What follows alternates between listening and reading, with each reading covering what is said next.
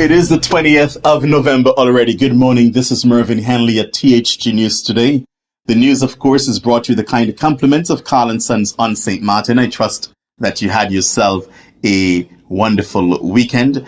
I know that you missed us for 2 days, but we're back with the news, and I feel great to be here with you this morning. Let us hear from Colin and Sons, and we will be right back.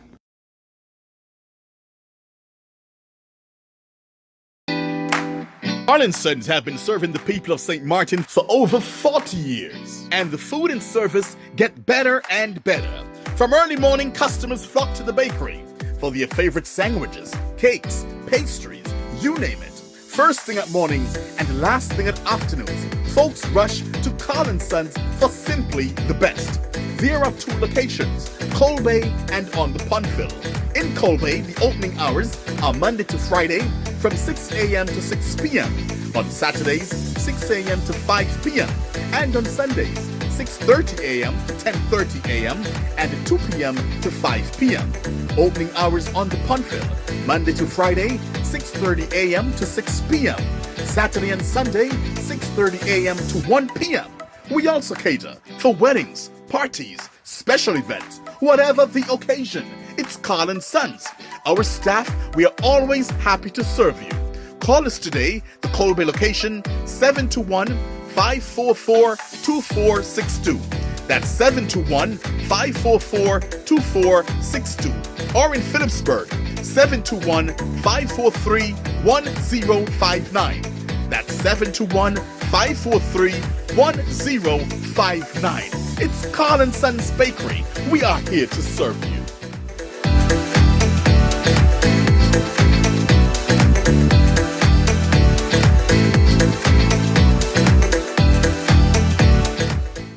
We're back with the news, but also remember, folks, that while you're listening to the news or while you're watching, please subscribe. Subscribe to our channel, like the news, and so that you don't miss a news report from THG News Today. So while you're watching right now or while you're listening, hey, just tap on that bing subscribe option there, okay? Let's begin our news for this morning. The Prime Minister of St. Vincent and the Grenadines, Dr. Ralph Gonsalves, is advocating for moderation in the use of fast food among Vincentians. The matter was mentioned by Gonsalves during the inauguration of the newly established interim clinic in South Rivers. A man asked me in New York last September while at the United Nations what the national dish of St. Vincent and the Grenadines was. I had to seek clarification if the question was related to before or after the arrival of the Kentucky Fried Chicken. If it was before KFC, the answer could have been breadfruit and saltfish or any other local dish. However, I told him if the question refers to after the arrival of KFC, I had to tell him it's KFC. Gonsalves asserted that this circumstance is not exclusive to St. Vincent and the Grenadines, but rather extends to other Caribbean nations such as Trinidad and Tobago, where a plethora of indigenous culinary offerings can be found. I am not discouraging any of you from eating KFC, but you have to do these things in moderation, because apart from fast food, we have local foods that can be prepared for good nutrition. Ultra-processed food, sugary beverages, and fast food with poor nutritional quality are replacing more nourishing domestic foods in the diets of families in Latin America and the Caribbean, according to a report published by the Pan-American Health Organization. Ultra-processed food and drink products in Latin America, sales, sources, nutrient profiles, and policy implications. The report shows that sales of ultra-processed foods and beverages grew 8.3% between 2009 and 2014, the last year for which data were available. It estimates that those sales continue to grow another 9.2% from 2014 to 2019, generating alarming effects on health and requiring government regulations to reverse this trend. We are observing the beginnings of an epidemic of ultra-processed food consumption, said the regional advisor in nutrition at PAHO. The marketing and unrestricted publicity of these products in a market that is essentially unregulated in the area promote the trend. We need governments to establish policies that restrict sales of these products. Ultra-processed products cannot form the basis of our nutrition. They can't be an essential product in our diets, the regional advisor indicated. The Citizenship by Investment program of St. Kitts and Nevis is in the spotlight, and this time by a so-called filmmaker by the name of Philippe Martinez, who accused former Prime Minister Timothy Harris of a list of wrongdoings. Well, the former Prime Minister is not having any of it, and he quickly responded to a letter Mr. Martinez wrote through his attorneys. Andre Huey of SKN Newsline has more on the story. Mr. Martinez, in a letter dated November 17th, addressed to Mr. Harris and two other persons, stated his intentions to file a lawsuit in U.S. courts, making several charges in relation to the management of the St. Kitts and Nevis Citizenship Investment Program. The letter from Dr. Harris's lawyers, dated November 18th, 2023, said Mr. Martinez's letter contained words that are defamatory. The letter read, quote, "These words mean and were understood to mean that our client is guilty of various fraudulent and illegal activities, including fraud, money laundering, tax evasion, and corruption in the course of his administration and management of the government of St. Kitts and Nevis as its Prime Minister. All the allegations made against me are entirely false, and the attack on him is unjustified. He has not engaged in any of the fraudulent or illegal activities alleged. Under his leadership, the CBI program was highly regarded. The approval of your MSR Media SKN project was made in compliance with the law and principles of integrity and good governance." End quote. The lawyers contend that the charges in Mr. Martinez's letter amount to a very serious libel. In the circumstances, our client requires from you, as a matter of urgency, a full and unequivocal public retraction and apology in terms to be approved by us, a statement in court, and an undertaking not to repeat these allegations. End quote. Mr. Martinez has been given until Tuesday, November 21, to respond. I'm Andre Huey for SKN Newsline. The only thing I'll say about this, I've never thought much of this character, of Mr. Martinez, or whatever his name is. I always thought that he was an obnoxious pig, if I may use such a term. Yes, that's exactly what I think of him. And I just felt that he got away with a whole lot from one or two of the islands he would have came to sell the idea of this filmmaking. I think little of him, really. Well, that's just my personal view, so. But you can Google him, listeners. Just Google him, Philippe Martinez, filmmaker, whatever you want to do. Just Google him, and you'll find out all about him.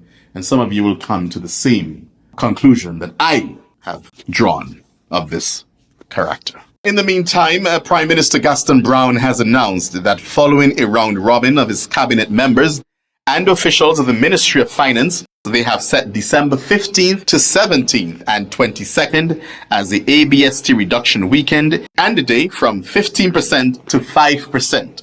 So that means the folks in Antigua and Barbuda, shop till you drop. Take advantage of this discounted, some places call it VAT. In Antigua, it's the ABST, the sales tax, Antigua and Barbuda sales tax, I think that's what it is. And it's from 15% now to 5%. You can't get any better than that. And this is going from December 15th. So you have December 15th, 16th, 17th, and the 22nd to take advantage. Santa Claus must be good to somebody this year there in Antigua and Barbuda. And finally, in our news this morning, it's election time almost in St. Maarten. So that means the Central Voting Bureau is pleased to announce the schedule for Postulation Day. Some folks, we call it Nomination Day, Wednesday, November 22nd at the House of Parliament. On Postulation Day, representatives or deputy representatives from each political party will formally submit their candidate list to the Central Voting Bureau. To facilitate an orderly process, each party has selected a specific time slot for submission, and each party is urgently requested to arrive on time. Now, the political parties, we have a number of them, 3, 4, 5, 6, 7, 8, 9 political parties, I believe it is, or 8 actually. The times for Postulation Day, 9 a.m. to 9:20, that's the PFP, 10:30 to 10:50, that's the USP, 11 a.m. to 11:20, that's the National Alliance, 11:30 a.m. to 11:50, that's the ECE, and then we have 1:30 to 1:50 p.m., that's the Now Party, and then 2 p.m. to 2:20, the Up Party, and then 3 o'clock to 3:20, the URSM, and the 3:30 to 3:50, that's the Democratic Party. And this is taking place on Wednesday, the 22nd of November.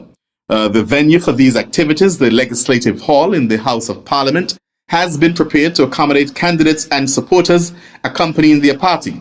The public tribune, with a seating capacity of 42, will host candidates and their supporters, while the lobby area will welcome an additional 20 persons. So the total occupancy allowed 62 persons. And that's for Wednesday, Postulation Day on St. Maarten. And on this note, I have to commend the coalition government, because this is the first time in a long time that the coalition has held itself together on St. Maarten. Because I remember there was a time it felt like we were having elections almost every year on St. Maarten. But they held it together for the 4 years. So I must commend the leaders. That will be Prime Minister Sylvia Jacobs. She represents the National Alliance. And of course, the United People's Party, the UP Party, represented the political leader, Rolando Bryson. And you also have to give credit to the team, the supporting team. We have Egbert Jurendi Doran of the National Alliance as the deputy leader and deputy prime minister, and Omar Otley of the UP Party. But we'll see what happens after Wednesday. I'm telling you, it's the race is on. It's going to be an exciting time on St. Maarten for this upcoming election. And the THG News Today and THG Network, we will bring it to you. We'll be on the ground and we will bring it to you throughout. All right? That's all news for today. Do join me again tomorrow morning at 6 o'clock for a similar presentation. Thank you again to the kind sponsorship of Colin and Sons on St. Maarten. They're doing some great stuff there for Thanksgiving. Take in your ham and turkeys. They'll bake them for you. Okay? They're at Colin and Sons. But you have to do that Thursday morning by 10 o'clock. That's Colin and Sons on St. Maarten. And that's it. Thank you, folks, for joining me again this morning for THG News Today. I am Mervyn Henley.